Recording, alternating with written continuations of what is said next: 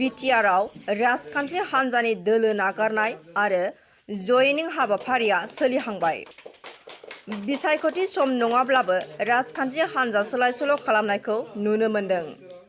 दिनै चिरां जिल्लानि 14 नं चिरां दुवार बिजेपि मण्डलीयाव गुबुन गुबुन आफाद गौथुमनि सा 60 सोद्रोमाफोरा जयनिं जाफैदों।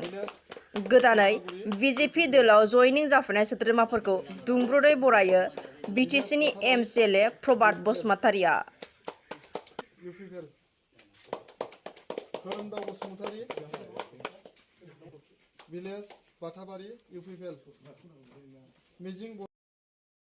जोंनि जयेन जानायाथ' जेन'बा जेबो माबा गैया। जों जेन'बा माखासेफोरबो बिथिङाव जेन'बा खामानि मावनाय मा मावनाया जों दुरबल जाबाय थानाय नुनायखाय जोङो जेन'बा एसेबो सुबिदा मोनैखाय बा माबा मोनसे जेन'बा जेबो उन्नति जानाय नुयैखाय जोङो जेन'बा ओंखारनाय जाबाय। इउपिपिएल दोलोनिफ्राय जों फैनाय जाबाय आरो जों जेबो दुखु मोनाखै। जेन'बा माबादोंबाबो जों जेबो सानाखै। जों ओरैनो ओंखारलायनायल' जादों आरो। माबायदि दुरबल नुदों? दुरबल माने जेबो माथो उन्नतियानो गैया। जेबो उन्नति जानाय नुवाखै। पाब्लिकफोरनि फारसे जेबो माने रिलेसन गैया आरोना पाब्लिकजों। माबा मोनसे मावनो माबाबाबो जोंना हनै मानो प्राइमारि सेक्रेटारि प्रेसिडेन्ट जायो जेबो रेसपन्स होआ पाब्लिकखौ। जों बेसेबां खामानि मावदोंमोन हरना सरना जों खाथिदोंमोन। बेसेबां जोङो जेन'बा खामानि मावना होदोंमोन इउपिपिएलखौ देरहाहोहरदोंमोन। सान हर जेन'बा ओंखाम गैया दै गैया जों मोना गुना खाथिदों देरहाहोहरदों। बेफोरबायदि जेन'बा बेफोरबायदि माबाखौनो जेन'बा दुखु होयोबा जोंबो माबानानै थानो हानाय नङाना। जेन'बा जोंबो थाखा फैसा गारबाय हरबाय। जेन'बा गारि मथर लाङो ग्रोम ग्रोम जों थाखा फैसा हरो गारना हरो। बायदिसिना जों मिथिं दावथिं थाङो थाखा फैसा गारनानै हरो। ओमफ्राय जोंखौ जेन'बा दा बेफोरबायदि दुखु होयोबा जोंबोथ' जेन'बा सोलायनांगोन।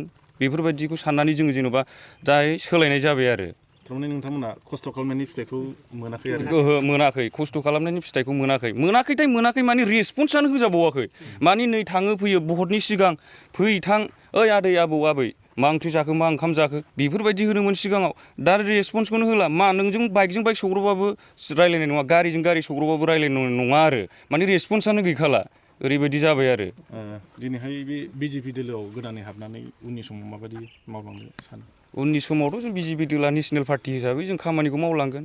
जोंथ' दा नुबोबाय ख्रेब ख्रेब सेबबोगासिनो दङ। जेन'बा नेसनेल पार्टियानो सेबोगासिनो दं। साननानै नाय सेन्ट्रेलावबो नेसनेल स्टेटआवबो नेसनेल सोबावनो नेसनेल हनै जोंना माबायावबो जेन'बा मा होनो कार्बि आंलं दिमा हासावआवबो गासैबो बिजेपि फैजोब्बाय। दाबोथ' बिजेपि दाबो एलायन्सआव बिजेपि जानानै दङ। बिटिआरआवबो एलायन्स जानानै दं जोंनि बिटिआरआव आरो।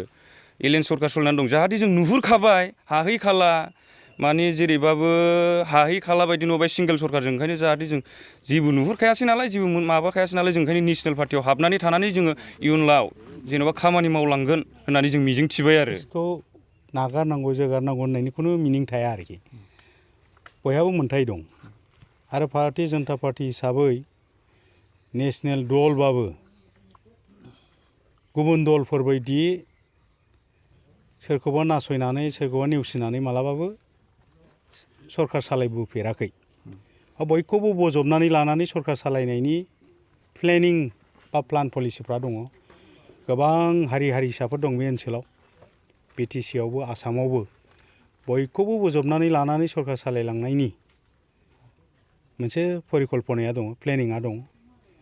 जाहाथे समान मोनथाय बयबो मोननो हायो बे पलिसिजों खारबाय थादों। सबका साथ सबका बिसास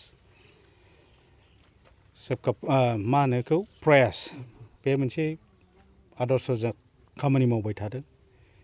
गिदिर गिदिर दैदेनगिरि बिथांमोनहा अहरह सेस्था खालामबाय थादों। वार्किं डेआनो मथा मथि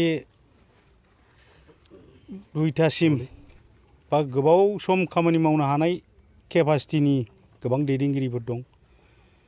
24 घन्टायाव मथा मथि 16 घन्टा खामानि मावग्राफोर दङ। दा जोङो आसा थिदों जोंनि ओनसोलाव बा आसामाव बा बिटिसिआवबो निस्सय उन्नतिया जागोन डेभेलपमेन्टआ जागोन। खिन्थु समय नांगोन धैर्यबो नांगोन। नैबे 14 नं बियाबाव जिथुनाखि बिजेपि दोलोनि सान्तिपुर एलेकायावहाय अफिस गायसननाय जाबाय। दा बेखौ लानानै मैयासो नैबे 14 नं बियाबनिनो EM रन्जित बसुमतारी बिथाङा नोंथां बिजेपि दोलोनि हेंथायै बायदिसिना खोथा बुंदों बिनि सायाव मा बुंफिननो सानो नोंथां? आंथ' जेनेबा नायाखैमोन सोरखौबा नाया नालाय आङो ओंखायनो बुस्थुखौ आं जेनेबा मा होनामोन बेखौ नोंसिनिफ्रायसो मिथिजानो लुबैदों। बिथाङा बुंदों जे लोखोना जाग्राया लोखोना जानो थांखायो बे खोथाखौ बुंदों। बेखौथ' जोङो ना जेनेबा बेबायदि जुदि खोथा बुंदोंबा जेनेबा जोंथ' बिनि एगेन्स्टआव जेबो बुंफेराखैबो बा बिथांनि सायाव जों जेबो एलिगेसनबो लाबोआखै। जोङो जास्ट माने भारतीय जनता पार्टी हिसाबै जों बाव जोंहा सावरायलायनो बा प्लेन पलिसि खालामलायनो थाखाय अफिस नांगौ हिसाबै जों अफिस गायसनदों। कुइसनाबा मामोन बे जेनेबा कुइसन खालामदों जानो हागौ बिथांखौ ना गिनानै बुंखो ना मानानै बुंखो बे गावनि खोथा खिन्थु बियो आनफर्चुनेट जोंनि थाखाय। बिथाङा मोनसे खोथा बुंबावदों कि जेबो खहा खालामनो हाया होनदों जेनेबा नैबे बिजेपि दोलोआ फैबाबो आगे आगे देखो होता है क्या दूध का दूध पानी का पानी देखा जाएगा बाद में